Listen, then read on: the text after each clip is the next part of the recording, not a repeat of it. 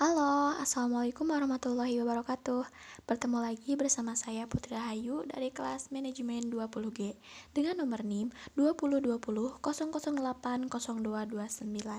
Pada kesempatan kali ini, kita akan membahas materi bab ke-12 yang dimana materi tersebut membahas tentang berbagai penilaian kinerja portofolio. Investasi adalah suatu aktiva yang digunakan perusahaan untuk pertumbuhan kekayaan melalui distribusi hasil investasi, seperti bunga, royalti, dividen, dan uang muka. Investasi merupakan penggunaan modal untuk menciptakan uang, baik melalui sarana yang menghasilkan pendapatan maupun melalui ventura yang lebih berorientasi ke risiko, yang dirancang untuk mendapatkan perolehan modal.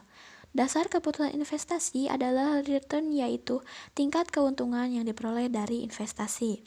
Return dapat berupa dua macam, yaitu yang pertama, return yang diharapkan atau expected return adalah tingkat return yang diantisipasi investor di masa depan, dan yang kedua adalah return realisasi atau return aktual, merupakan tingkat return yang didapatkan investor di masa lalu.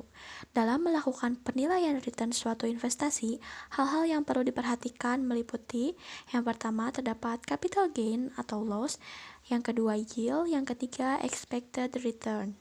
Yang pertama di sini kita akan membahas capital gain. Capital gain adalah keuntungan modal yang diperoleh seorang investor ketika harga penjualan dikurangi jumlah harga beli saham. Selisih dari harga penjualan dan harga beli ini yang kemudian diperhitungkan. Jadi, secara umum, capital gain adalah nilai keuntungan ketika aset yang dijadikan investasi telah dijual. Namun, ketika pemilik masih memiliki atau menguasai aset tersebut, hal itu bukan disebut dengan capital gain, meskipun harga yang ditawarkan lebih tinggi dengan harga sebelumnya. Bergantung pada tenor pemegang aset, keuntungan terhadap investasi secara luas dapat dibagi menjadi beberapa jenis. Yang pertama, capital gain jangka pendek. Jika suatu aset dijual dalam waktu 36 bulan setelah diakuisisi, maka keuntungan yang diperoleh darinya dikenal sebagai capital gain jangka pendek. Yang kedua, capital gain jangka panjang. Keuntungan yang diperoleh dengan menjual aset yang disimpan selama lebih dari 36 bulan dikenal sebagai capital gain atau keuntungan modal jangka panjang. Selanjutnya, yang kedua kita akan membahas tentang yield.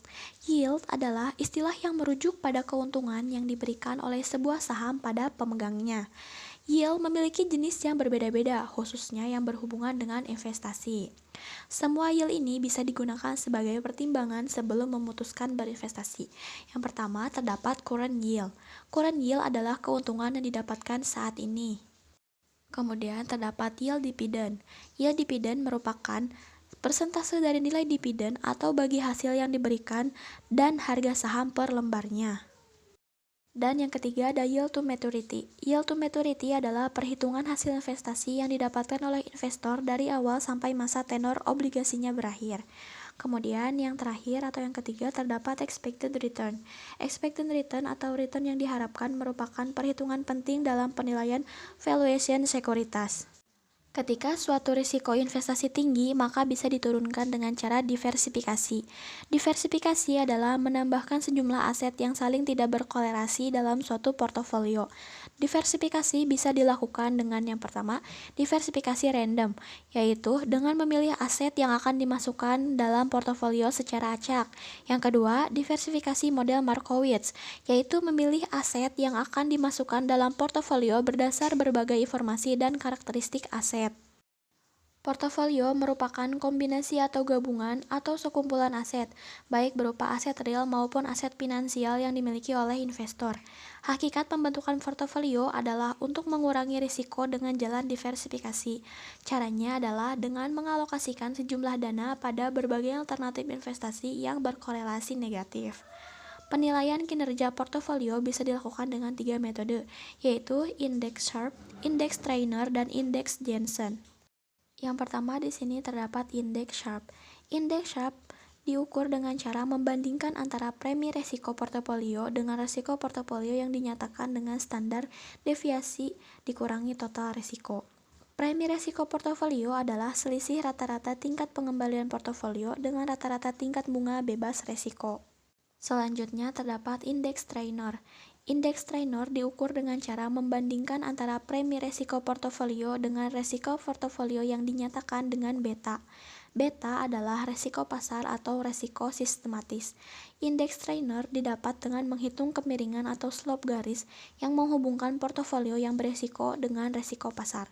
Semakin besar nilai slope, semakin baik portofolio atau semakin besar rasio premi resiko portofolio terhadap beta, maka kinerja portofolio semakin baik. Dan yang terakhir terdapat indeks Jensen. Metode ini didasarkan pada konsep garis pasar sekuritas atau SML yang merupakan garis yang menghubungkan portofolio pasar dengan kesempatan investasi yang bebas risiko. Dalam keadaan equilibrium, semua portofolio diharapkan berada pada SML. Mungkin hanya sekian materi yang dapat saya sampaikan pada bab ke-12. Kurang lebihnya mohon dimaafkan. Terima kasih. Wassalamualaikum warahmatullahi wabarakatuh.